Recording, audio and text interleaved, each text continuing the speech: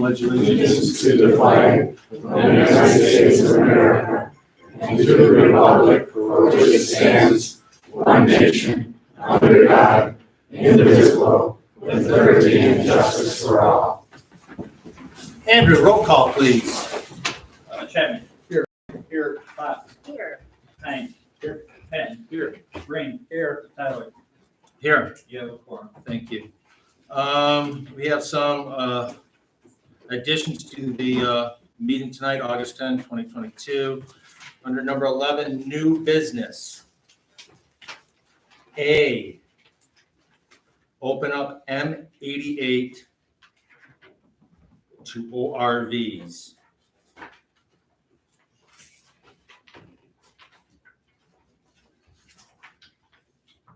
Number 12, action items. G, hire new assistant DPW supervisor. Again, 12G, hire new assistant DPW supervisor. Council members, do you have anything else you would like to add?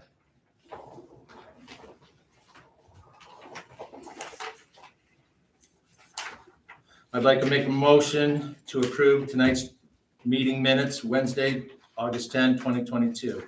Support. Second.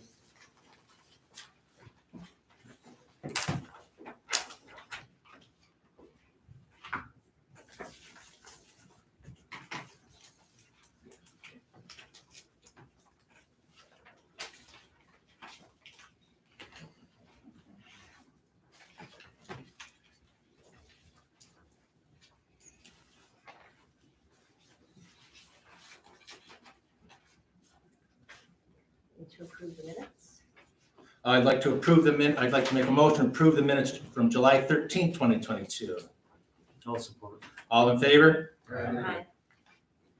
All right, number 6, public comment, limit to 3 minutes, please. Oh, sure. And your name is? Robert Wilson. Thank you, I'm Robert. here in regards to the zoning and for Grace Community Church. It has been on the map as residential. And as we had applied for a sign, then we can only have a sign limited to residential only, the sizing. And, but looking back at other churches here, we notice that there is a mix, commercial and residential. And we're just here to request being changed from residential to residential and commercial, a mix. And being within the state laws, we must meet all commercial standards and laws. We cannot pull residential building permits. Everything is commercial. And so I would just like your blessing upon this. And what application form do we go into for this change? Would that be something that goes to zoning? Well, right now, you want to change the map, and that'd be quite an undertaking. I think you're better off going to the planning commission and appealing the planning commission for something in the side of a variance for your size of your sign. Because to start changing from residential to mixed use, you've got to have all the neighbors within 100 feet, I believe, maybe 500 feet, approve your master plan change. Getting back to the other churches being in the mixed zones, you know, why wasn't it brought up to us to ask if we were going to be commercial or residential? But again, you know, by all state laws, we must meet the commercial laws. Our zoning made a mistake. So, That's all, because it was there before zoning. Absolutely. So the zoning made a mistake, so we have to do something to fix that.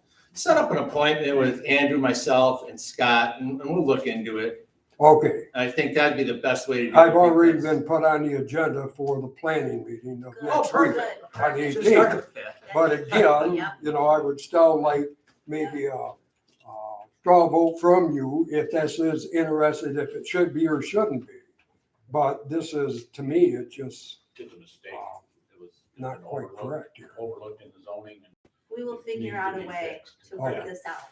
Thank you very much. Thank We'll you. Figure this out, no problem. Public comment? Yes. You all know me, village troublemaker.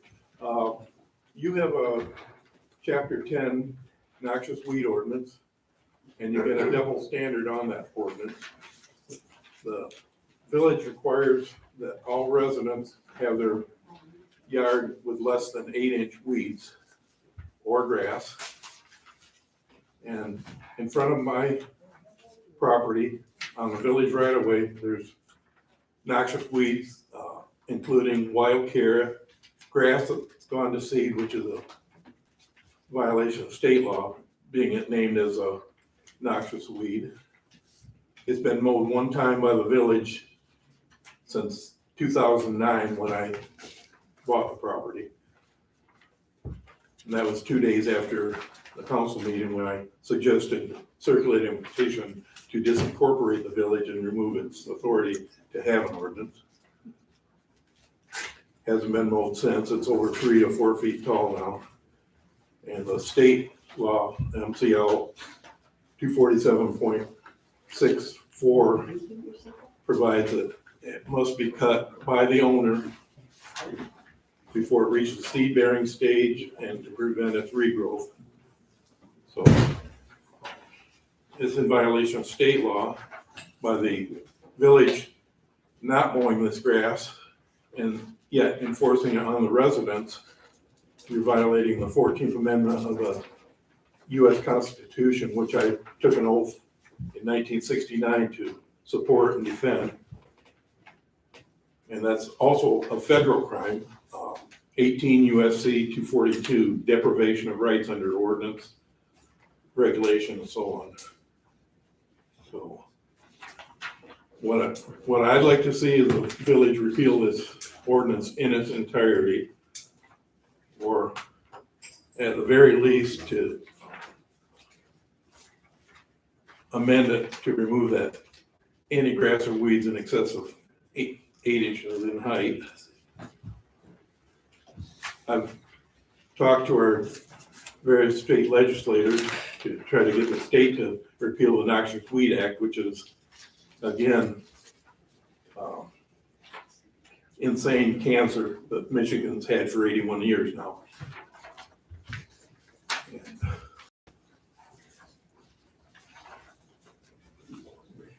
It doesn't cover the entire state. The Noxious Weed Act,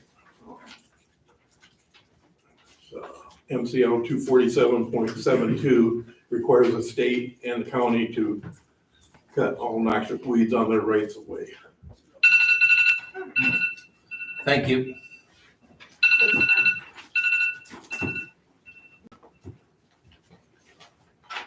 Jairus Ruby. Go ahead. Who's going first?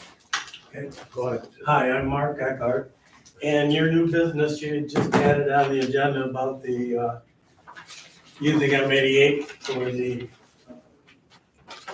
rangers and things that people have. I would suggest that you look at that very seriously. For where I live, I cannot access anything without going down M88 at least 100 yards. So to do that, looking at it from an economic standpoint, when you go around to other towns throughout northern Michigan, when you go by the establishments in towns, as you're trying to bring people in town, most of the places, the restaurants and things, you'll see 60% of the population at those restaurants driving RVs or the ORVs. I don't think there's any more dangerous on M88 than it is on Cedar Street. So that would be wonderful if you would consider that. And So you are in favor of this? yes. God, I thought I made myself clear. Let me try that again. How Uh, many more minutes do I have? 153. I think it would be great if you would do that and allow the or if he's, you know, I plead the fifth and say that I've never done it because Scott's here. But I really don't want to get it. Thanks, Mark. Gary? I would reiterate Mark's statement, it's the same kind of thing. There's places I'd like to go to on 88 Darman Street. I can't get there without, I've tried to go through the condos and they get really angry. So, yeah. That's what we used to do, but it'd be nice to be able to putz along the edge and get there and maybe get to Ellsworth Road and get to the BP in the winter, because, you know, we cut through the village property, which sometimes is chained off. But if we could just get to the street and get down there, that would be kind of nice. Yeah. That's all, just those little access. There even could be special rules about how far they gotta be off, I don't care. It's just a matter of keeping down there. They get angry and they go on the sidewalk too. So I'm in favor too. Thank you, Gary. Your name is? Doug Loeb. My proposal is that the village buy the Armor Express plant and the adjoining property, which is probably including the plant, it's probably 32 acres. And my reasoning for that is that you'd have control over who comes in there for the community. Ideally, a cut and sew operation would be great. That's going to take some time to find. One of the suggestions, and I think you all got would be to develop the land for the village as an extension of your Thurston Park campground. We in Central Lake here, and I think we know it, but we have diamonds in our backyard here, in our own backyard, I should say. It's a very unique place. People love to come up here. And if we had some, let's call it, these yurts built on parcels of land, they can be rented out and be a revenue source for the village and the community. And we could attract more visitors here from not only downstate, but from other states and possibly around the world. Who knows? Thank you. You're welcome. Jairus Rubin, County Commissioner. Just want to thank the people for my reelection. Won Banks Township and Central Lake Township pretty handily. Lost Torch Lake Township by about 7 votes. Just gonna plan on doing what I'm doing, paying attention to the people and trying to make life a little better. Antrim County Road Commission, Payne and Dolan has been really competitive this year. They've gotten a lot of our bids. A lot of our bids, we get 3 or 4 quotes, and Payne and Dolan has gotten a lot of them. And we're getting a lot of the road work done, a lot of the gravel put down that needs to be put down. Last night, the Banks Township Planning Commission approved going forward with utility grade solar. And they'll be sending that to their attorney and then to the full township board. They got some restrictions on it. They don't want it on prime farmland, and they want it close to a substation. So that's all I got. Thank you. Thanks, Jairus. Public comment. I have one. So as, that's right. As the owner of Bachman Store, I wanted to thank the village for everything you did to help make our 80th birthday party a fun event downtown. I know we didn't have the permit from M88 to close M88 until the last minute. I really want to thank Scott for all of his extra effort and John Schooks for all of his extra effort to make that happen. It was a really fun event, and I think a lot of you were there, and I really appreciate everything you do to help us and the support that you're showing the village. So thank you. Thank you for organizing that. That was really fun. It was really, got a lot of positive comments. Most of them were let's do it once a month. Once a month. Yes or no? Honestly, truly, they're I'll like, do why it can't? once a year. Once a month. Once a year, I'm in for that. Yeah. Once a year, then. Just gotta suck somebody like Rob to run another day and. Yep. Let's see, public comment. Closing public comment. Reports. Police, Scott. Thank you. I'll piggyback on Michelle's comment.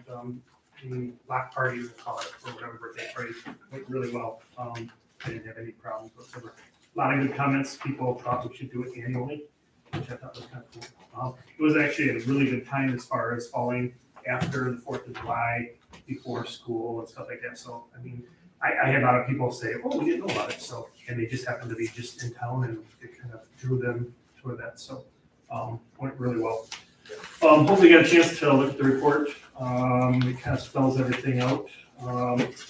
Last month you approved the trespass after warning notice on the one individual. That has been sent out and served. A copy of it is at Central Dispatch, so that should go in effect almost immediately. If there's any other problems, which I don't think there will be, we can go back and pull that back up.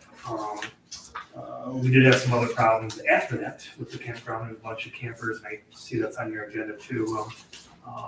And I noted that on my report as far as extra time going to the campground and babysitting and, you know, watching things for extended period of times throughout that week. So, so what, you know, when those things kind of happen, we kind of have to, you know, change hours and, you know, revamp things to kind of keep an eye on people. So, and I know you guys got some letters about, you know, people thought they were being watched or babysat or something like that. But in actuality, they were being babysat because they couldn't follow the rules. So, and if you have any questions, I can give you some more details on that. So, there actually is a written report on it too, if anybody wants to see it, to review it. So, let's see. Oh, special attention, extra patrol downtown. It was kind of a little difficult. Sorry, that's not for you. Was mine 3 minutes? That was mine. Sorry. I've never hit 3 minutes. Downtown, when they were doing the research, that kind of created a little bit of issue with traffic and stuff like that, but that actually went pretty well too. So, any other questions? Great, thank you. Thank you. DPW report, John Shucks. Give you guys some highlights, not a lot to add. Obviously, it was a action-packed month with paving, 4th of July, block party. A lot of other ones on this month. But other than that, do you have any questions on anything? Nothing to add. No. Thank you. Let's see, Parks and Recs had a meeting. Michelle.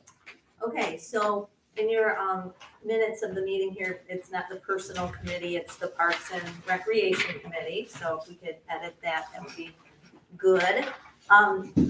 We had a meeting to discuss some specific instances with Thurston Park campers who repeatedly violated the camping rules.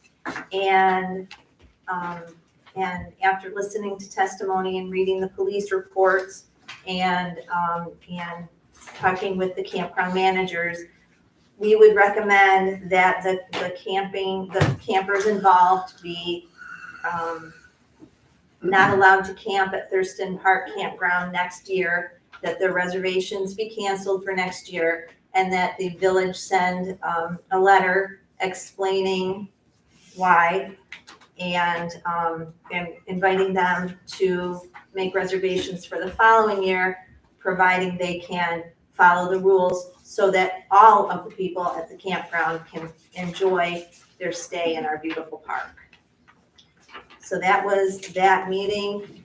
And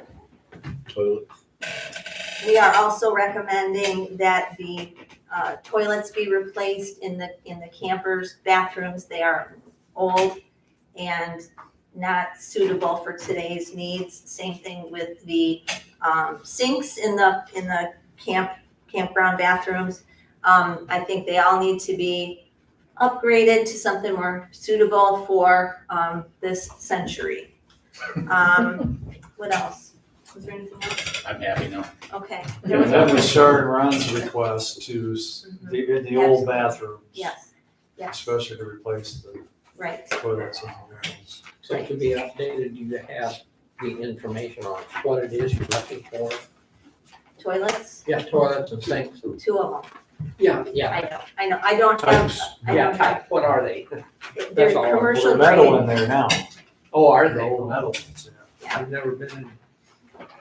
Well, if you can, you'll get the code and you'll, so, no, I wasn't that curious. yeah, at any rate, it's time to upgrade them, and we do have the funds because the campground budget is in the black, we're good, so I think that would be a wise investment.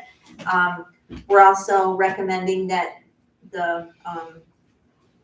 that when it's possible, some of the pavement be redone in the blacktop, because it's reached the end of its lifespan.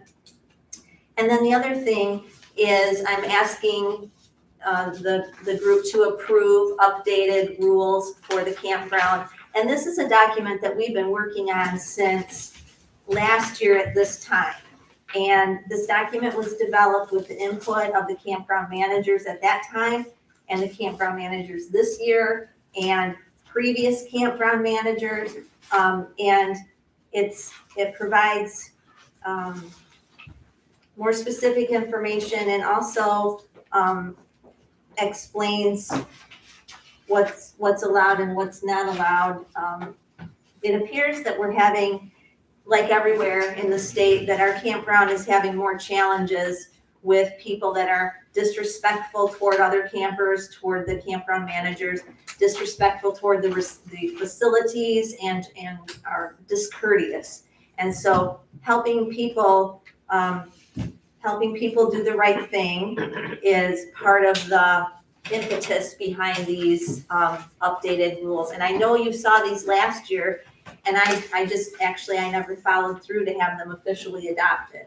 And so I would request on behalf of the park committee that the council approve these updated rules and the camping guidelines for Thurston Park for 2023. Circling back to the bathroom, are we talking total gut job? No, I don't think we are, no. Alright, so No. are you gonna go out and get bids to see how much money we're talking about? Isn't throwing in toilets, John, that's something you guys can put in new toilets, can't you? I mean. I have to look into it, I'm not super familiar with the Sloan commercials, but I'd have to take a look at it. Can we work on that together, John? Okay.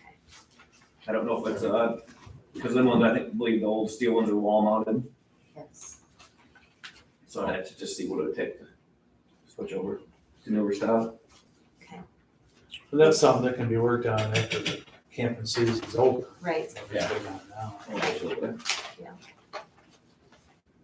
that's the end of my report. Thank So you. on the campground Go on. rules here, pets, Well, we'll get to that on campground rules, because we're Alright. talking about it on, I'll say that. one of these, Action item. action item C. President's report. Council members, before you, I printed off the master plan online survey that residents and visitors for Central Lake took. You folks in the audience, you can find the results of the survey on the village website. I just asked people in the village what they want to see, what they like, what they don't like about the village.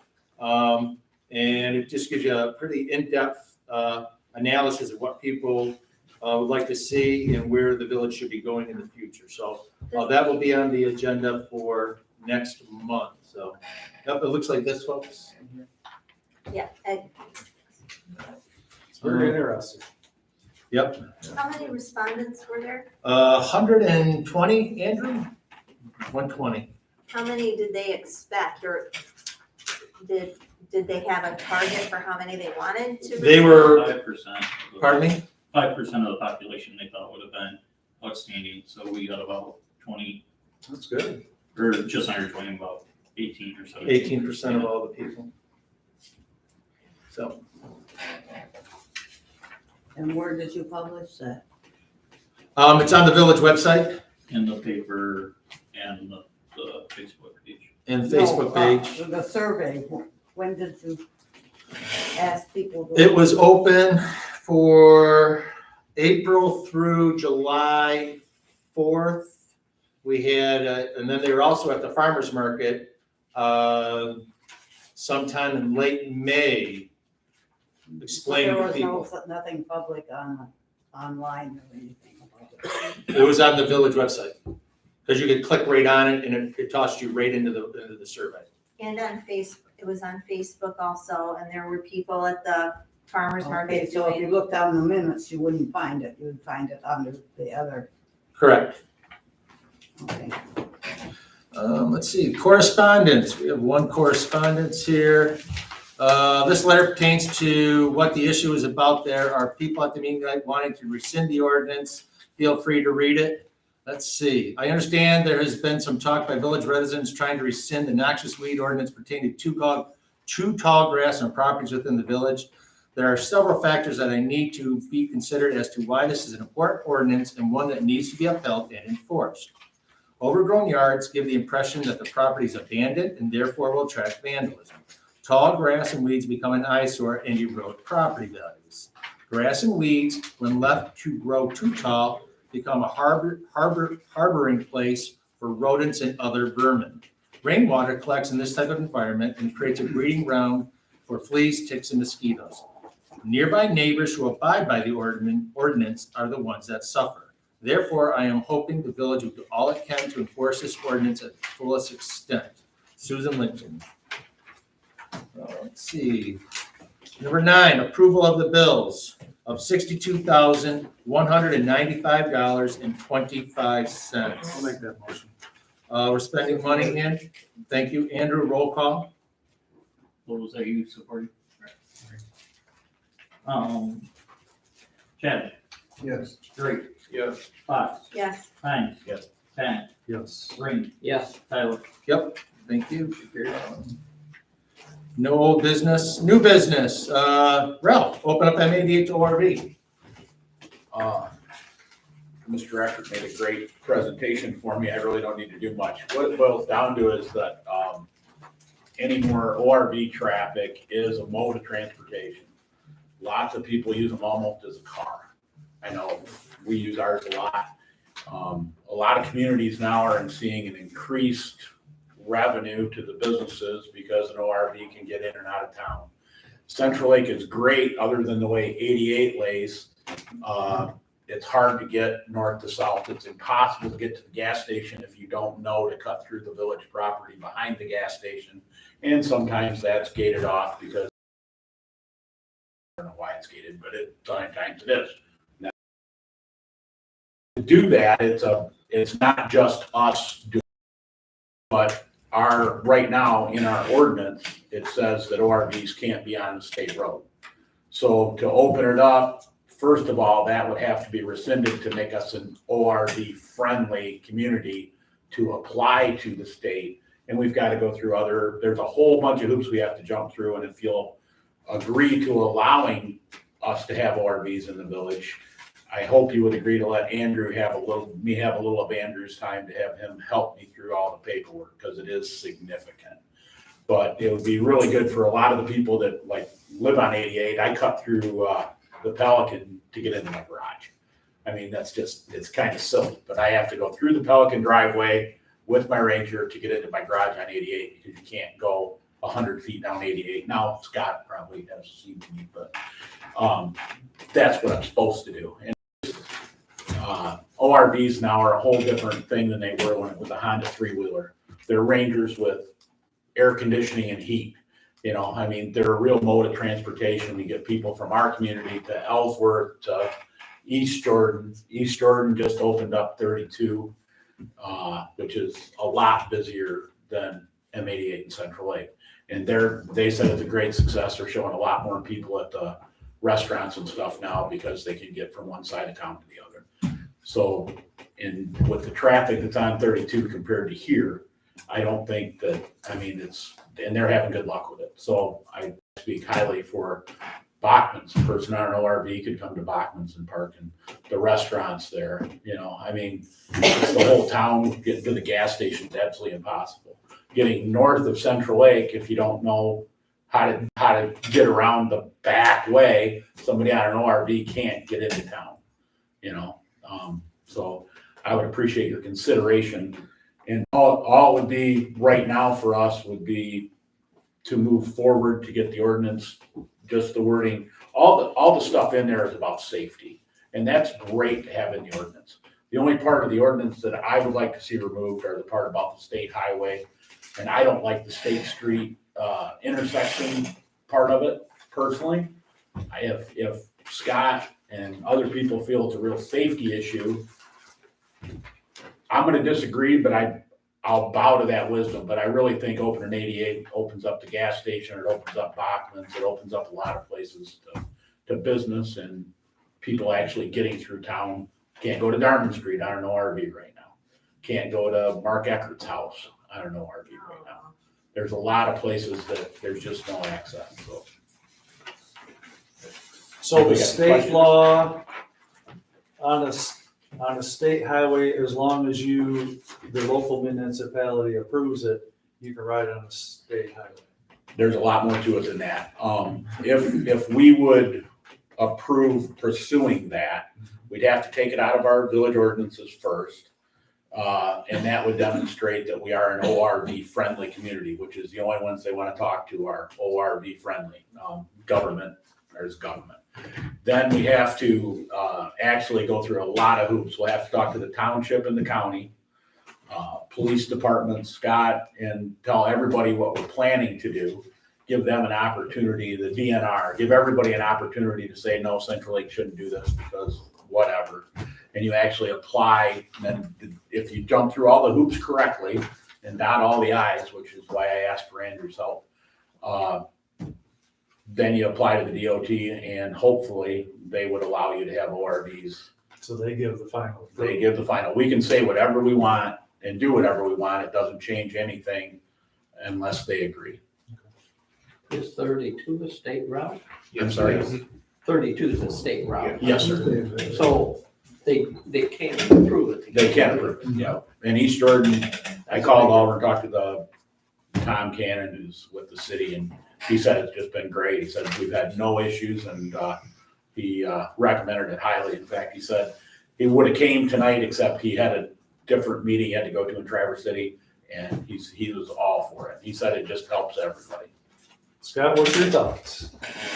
Well, the only concern would be if the village allowed it, it doesn't give permission for them to ride on the state highway outside the village, so you're kind of handicapping people there. If it's something that obviously you have to go through the hoops. State highway is totally different than what the intersection is. The intersection was always done because it was a blind intersection. We were concerned about people with ORVs getting hit because we had problems with accidents and people pulling out in front of people. One of the things we did recently within the last couple of months, or not a couple of months, but the last couple of years, is we painted those corners to where there's no traffic parking. That has seemed to help with congestion, visibility, and stuff like that. I would still be concerned about that intersection with ORVs coming east to west, and even north to south. The visibility is going to be an issue. It's not something we could look at it and say, okay, can we change those blocks? Can we make it better visible? That might help too. So, but it's definitely something that could be considered. But there are some other hoops you have to go through. So getting people into town on 88, if they were technically to leave the village and come to Ellsworth Road, they're not in compliance with state law by riding on the highway. So we're kind of misleading people that Oh, the village goes to Ellsworth Road, right? past that point. Yeah, they couldn't go down 88 any further, but Correct. they could get in from Or down here past the Ellsworth. gas station. Once the gas station comes down, Yeah. they could be coming down here. So that might create some potential problems too, as far as, and I think maybe the sheriff's department could have some way in there as far as, and I don't know, your paperwork, does it apply to the whole county or could it apply? I mean, that would be the end goal would be to have the township and then the county. But Right now they can ride on side of county roads and Yep. all that stuff.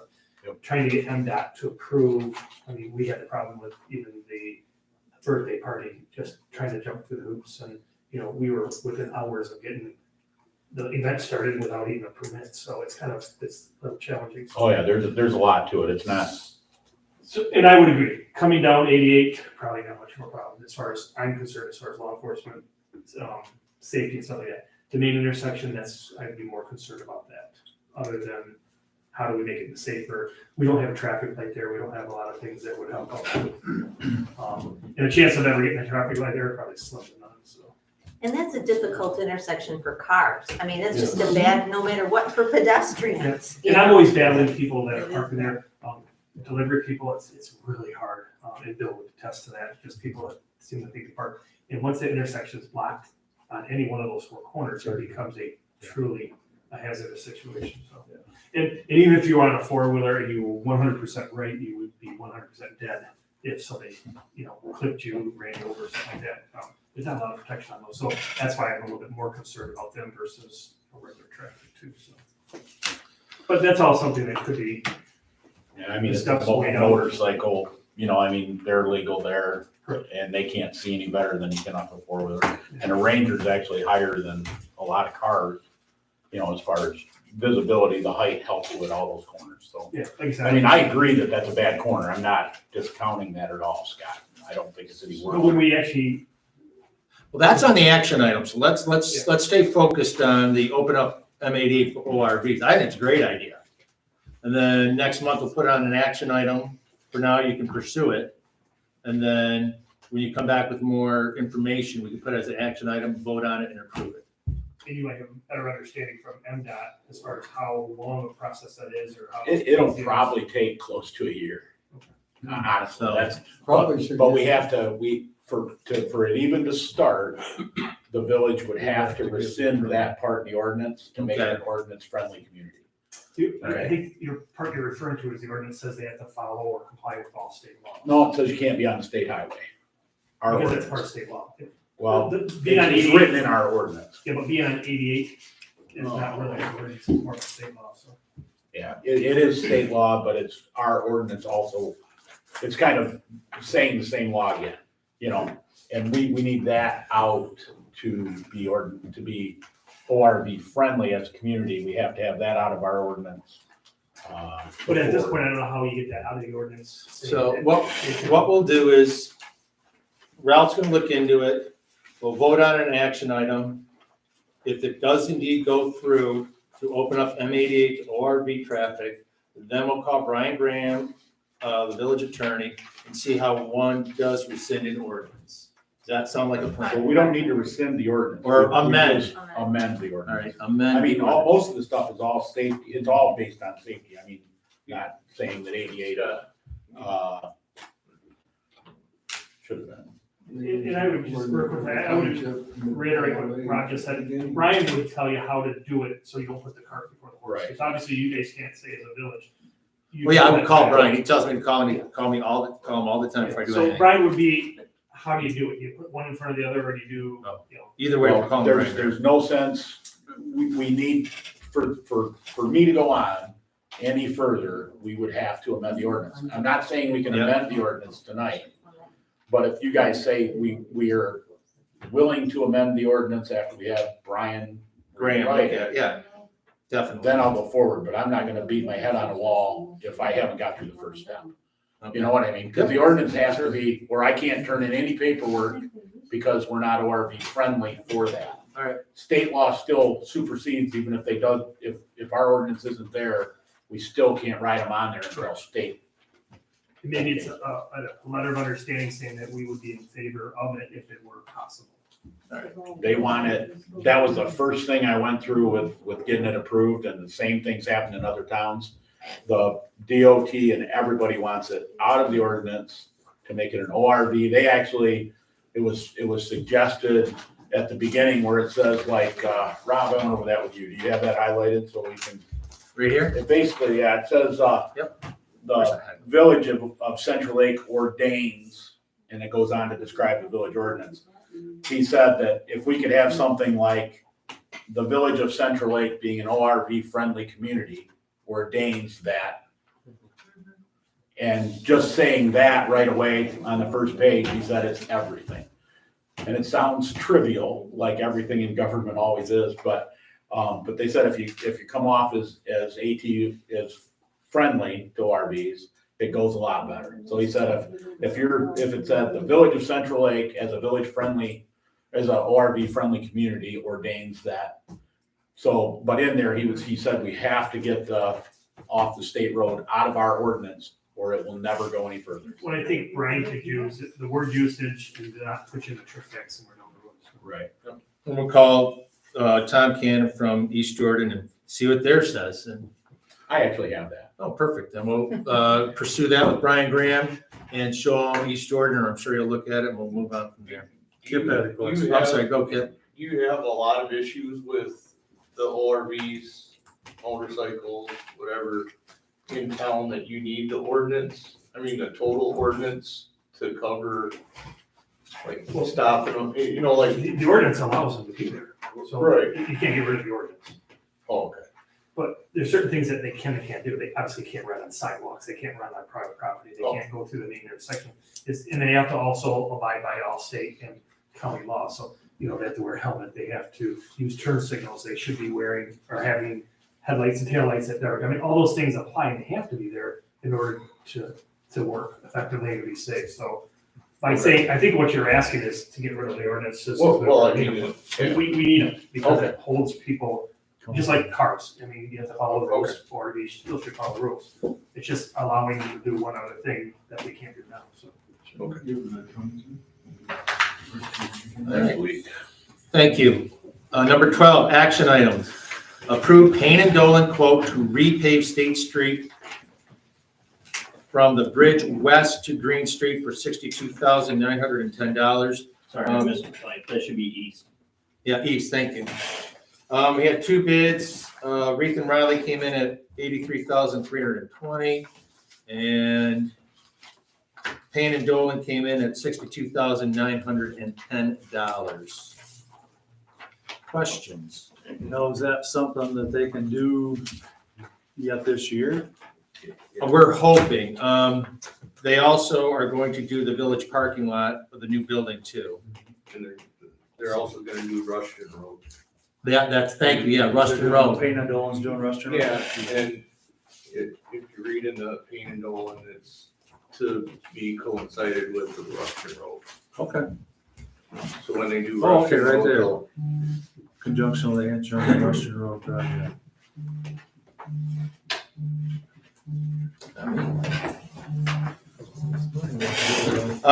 Can I get a motion to approve Payne and Dolan quote to repave State Street from Bridge East to Green Street for $62,910? I'll make the move. All right. We're spending money. Andrew, roll call, please. Chapman? Yes. Drake? Yes. Fox? Yes.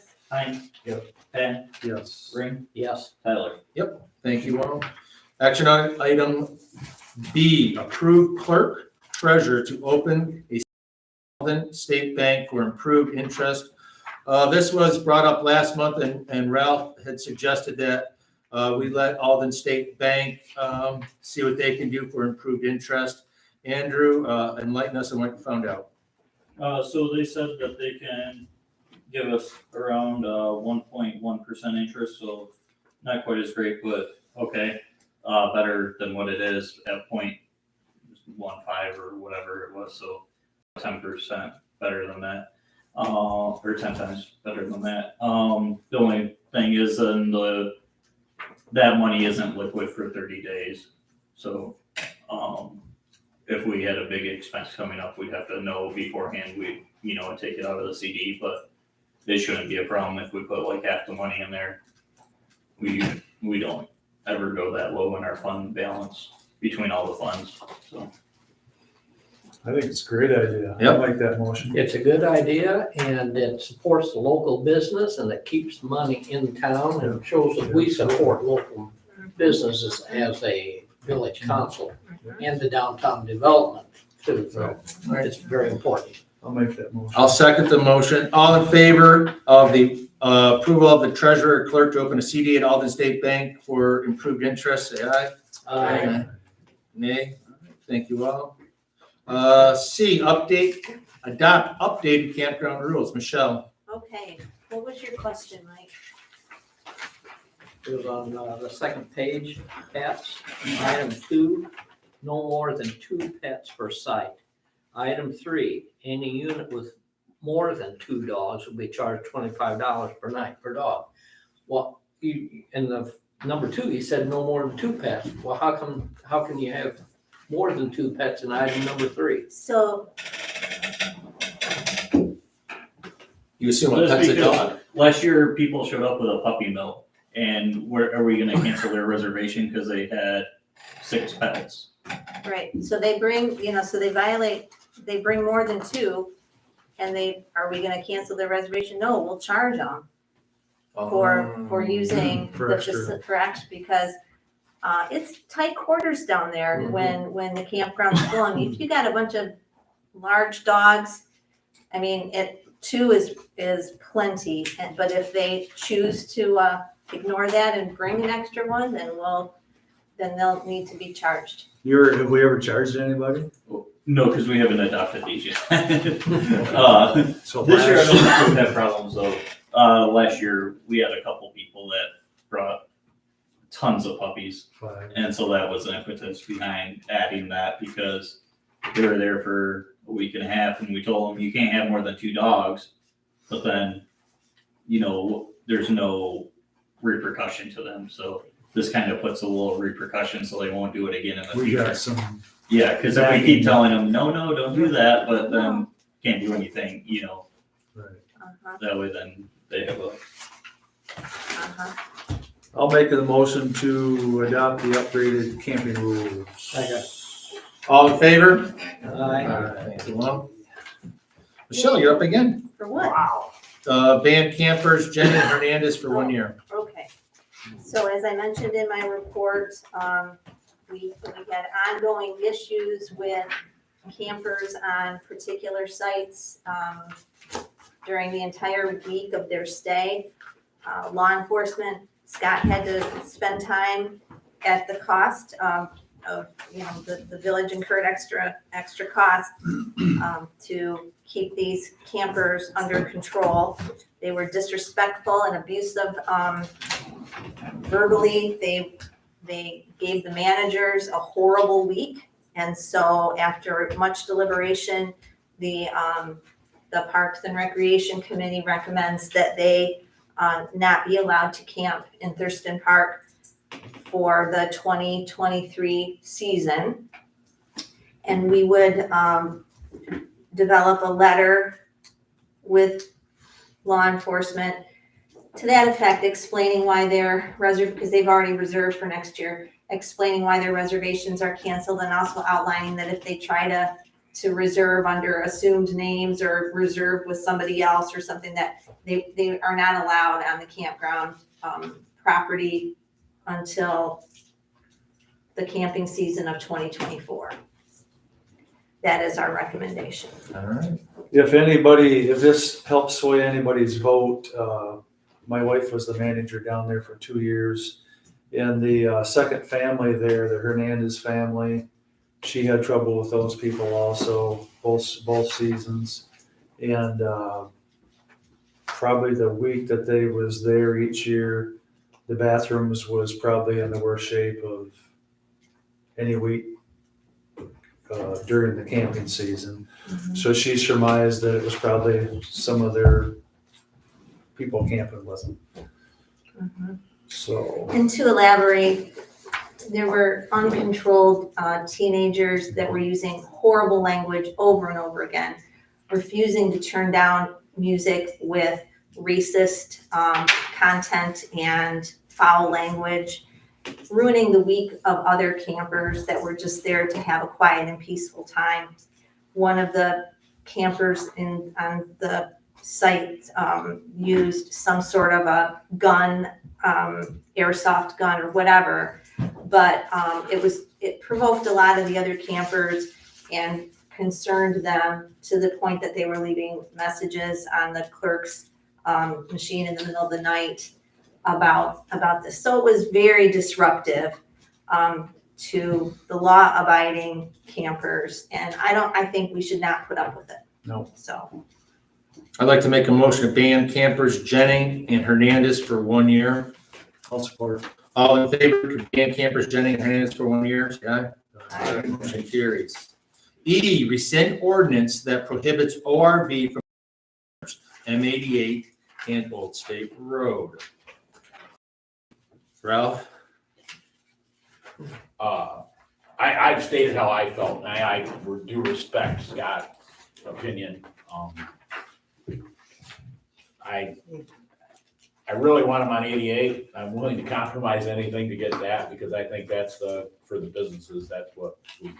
So, You want to just cross it off then? Or do you want to talk about it more, or you want to? So I don't think we need to rescind the entire ordinance, correct? no, Just the part, There, oh, okay. we got two parallel things going on. This is a separate ordinance than the one that we talked about on opening up M88, correct, Ralph? other than to say, Scott would have to figure out how to say it. You don't want them on State Road, is what you're saying, is not on State Street within 60 feet of M88. Currently, that's the restriction right now. But going down, if we change the ordinance, you'd be all right with them going down 88. You just don't want the cross west traffic is your concern. Because they become a blind spot, or they're in blind spots. That's gonna be hard to enforce. It's hard to enforce now. I mean, Well, can I make a suggestion? Yeah. I would say at some point, if you get MDOT to approve that, then you can pull that out. okay. Because again, you're gonna have a hard time enforcing it. Do I think it's still a good idea? I still think it would be a good idea, but I don't know how you would enforce it. And turning off 88 onto State Street would be breaking the, you know what I mean? If you were on 88, You make a coming left down right 88, turn, you yeah. turn right to go down. It would So be, we have to really look at it that way. and And then maybe at some point, we can kind of look at, the intersection. I think we've got, with the blocking, it's a whole lot better than it was when it first came into effect. But I think that's putting the cart before the horse. Are you suggesting we table this until we get our ducks in a row with, I would say work on the 88 one first. okay, okay, Follow up on this one. Ralph, do you want to table this for now? that's fine with me. All right, we'll table action item E. Do we need to vote on tabling? We vote on tabling? Well, you don't really want to table it because that means that you want it to come back right away. Okay, so what's the procedure we should follow? Go back. You can just let it. I would like Let to, it die on the floor? Yeah.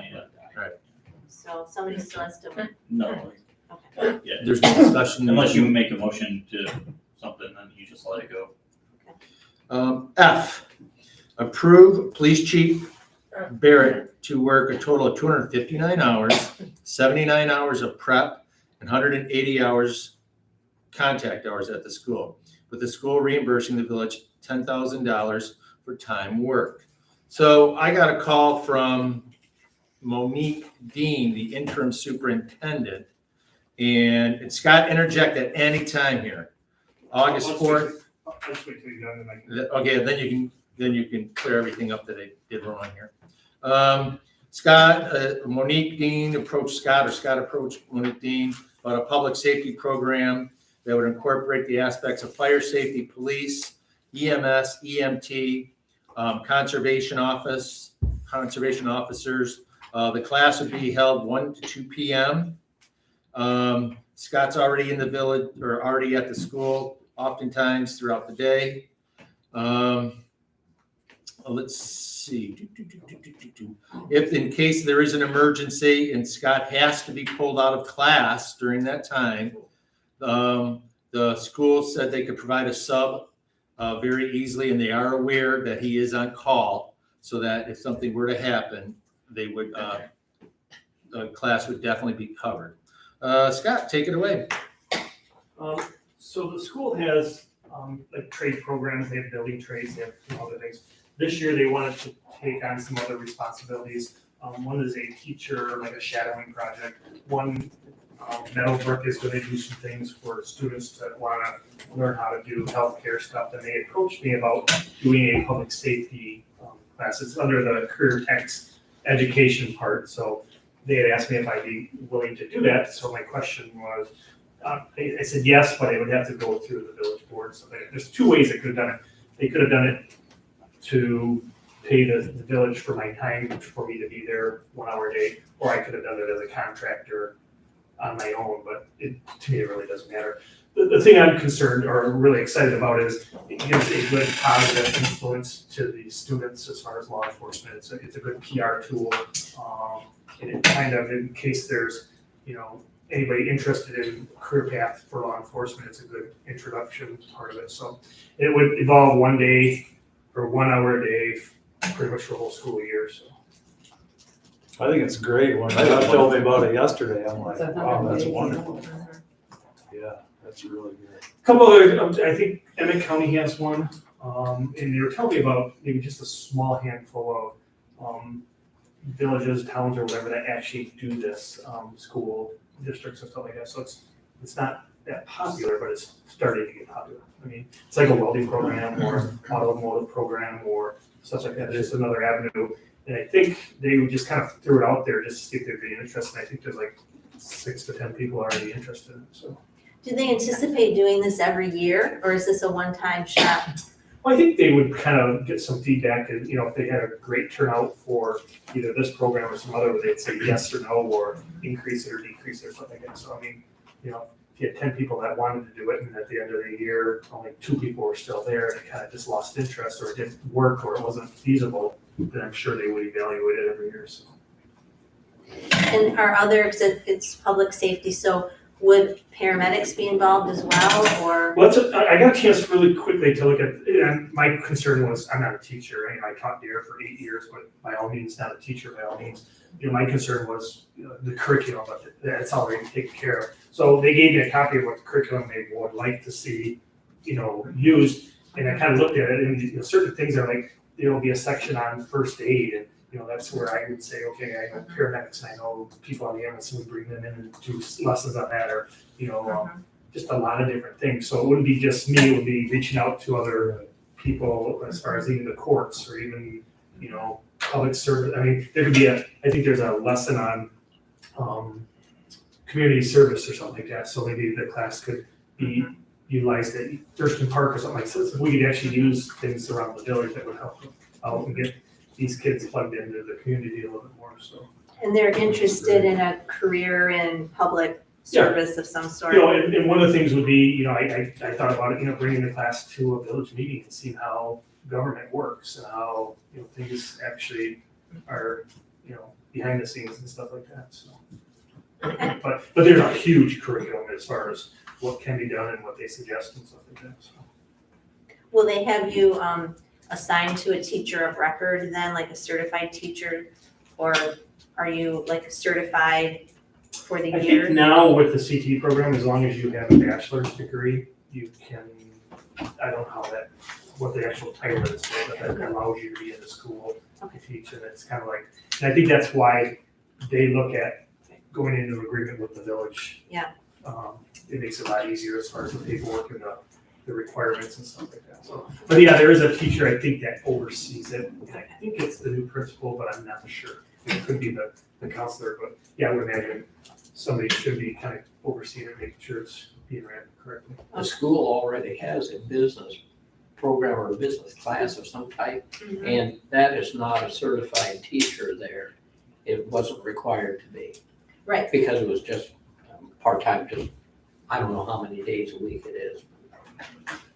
Anytime we get a police officer anywhere that comes off good to kids Right. is a huge thing, and I don't think if we have an opportunity to help in this way, I don't think we can squander it. I'll make that motion to approve Scott to work for the school to reimburse the village. I want to second that. Let's do a roll call on this, Andrew. Alright, Chapman, Yes. Drake, Yes. Spot, Yes. Hines, Yes. Penn, Yes. Ring, Yes, Tyler. Yes. G, Thank you, Scott. hire new assistant DPW supervisor. We held interviews last night until 7:30. We had 3 really good candidates. We narrowed our choice down to Mr. Chris Duff. He will be starting the 6th of September underneath John, and he will start pursuing his water and sewer certifications. Is that correct, John? Water and sewer? And a CDL, right? Yeah, Yeah, CDL. after Oh, thank you, and Some CDL. time on the job. Who was he replacing? He'll be replacing Steve when Steve retires in next June. We What was talked that name like again, Rob? I'm sorry. Chris Duff. We talked last Double month, last name? we talked last month about bringing somebody on so they could be trained at least through the winter. So we didn't get caught in the same situation that we did a couple months ago.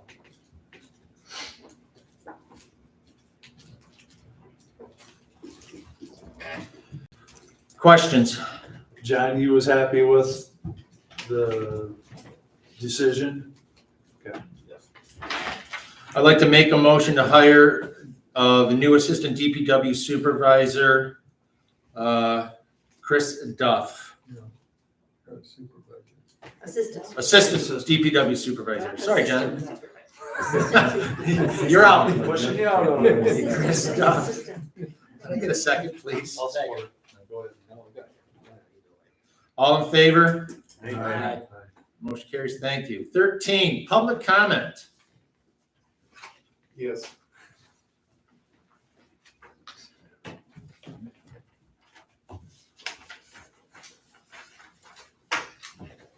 Tom Underhill again.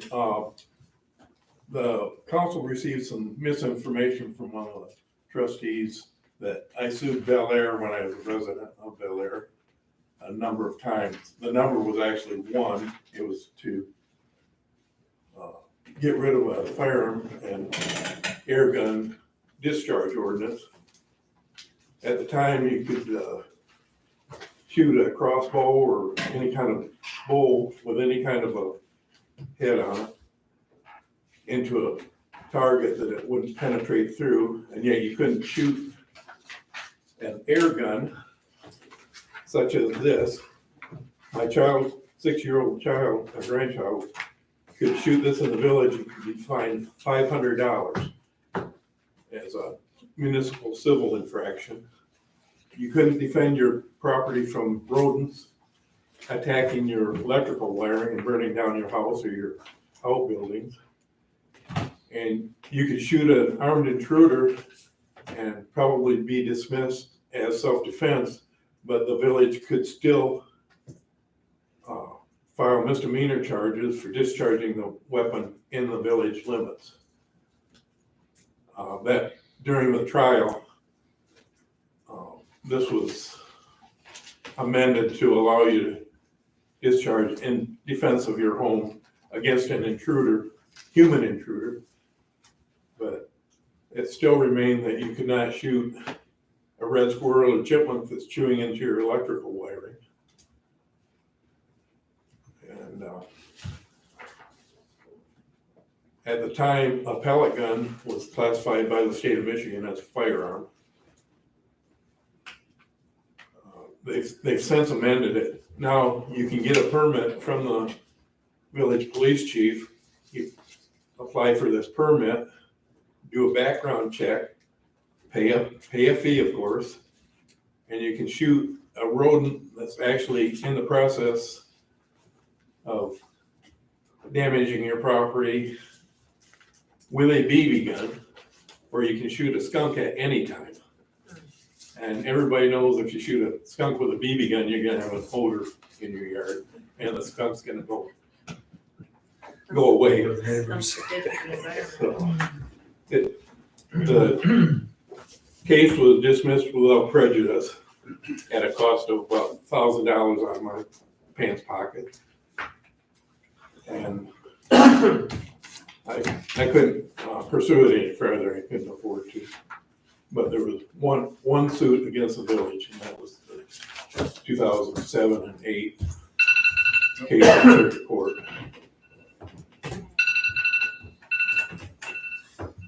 I'll make a motion to adjourn. I'll second. Turn this thing on. All in favor? All in favor? Aye. Thank you.